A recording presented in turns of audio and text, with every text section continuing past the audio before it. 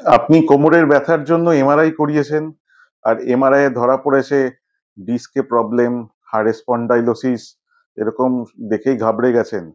আর অনেক সময় বাড়ির আশেপাশের লোক বা অনেক ডাক্তারবাবুরাও হয়তো বলেছেন, না, অপারেশন ছাড়া কোনো উপায় নেই। আর আপনি একদম ঘাবড়ে আছেন যে কি করবেন, অপারেশন করাতেও চান না। তার কারণ অনেকে বলেছে যে অপারেশন থেকে প্যারালাইসিস হতে পারে। তাহলে কখন এমআরআই থেকে আপনি দেখে বুঝবেন যে অপারেশন করাতে হবে কি হবে না? বা এমআরআই থেকে আদৌ বোঝা যায়, না সিম্পটম দেখে বুঝতে হয়? তার জন্য একটা লং ফর্ম ভিডিও আমি বানিয়েছি। এই নিচের লিংক ক্লিক করে দেখবেন।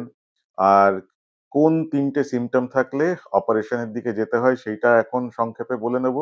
একটা হলো প্রস্রাব পায়খানার কোনো সমস্যা থাকলে, মানে প্যান্টে হয়ে গেল বা ধরে রাখতে পারলেন না, বুঝতে পারলেন না সেটা হলে, বা পায়ের যে জোর বা শক্তি ক্রমশ কমতে থাকলে, বা যে পায়ের যে সেন্সেশন সেটাও যদি ক্রমশ কমতে থাকে, এমন না যে সামান্য একটু ভোঁতা লাগছে বা ঝিনঝিন ভাব করছে আর তাতেই অপারেশন করতে হবে সেটা না। এগুলো ক্রমশ যদি কমতে থাকে তাহলে অপারেশনের দিকে যেতে পারে। বা কুঁচকির ওখানে যদি সেন্সেশন বা ছোঁয়া লাগলে বুঝতে না পারেন, ভোঁতা লাগে, আর সেটা বাড়তে থাকলে তখন অপারেশন করানোর দিকে যেতে হতে পারে। আর অপারেশন করালে কি প্যারালাইসিস হয়ে যায়? না, না, একদম না।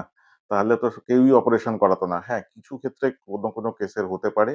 আর তাই ওর জন্য দেখে নেওয়া জরুরি যে আপনার অপারেশন সত্যিই দরকার আছে কি নেই। আর এইগুলো ডিটেইলস এ দেখার জন্য আমার এই লং ফর্ম ভিডিওটা দেখুন। আর চ্যানেলটা আপনারা বারবার সাবস্ক্রাইব করতে ভুলে যান। যারা নতুন তারা সাবস্ক্রাইব করবেন, এরকম অনেক আপডেট পেতে থাকবেন। আর যারা পুরনো বা যারা নতুন, ভালো লাগলে একটা লাইক করবেন।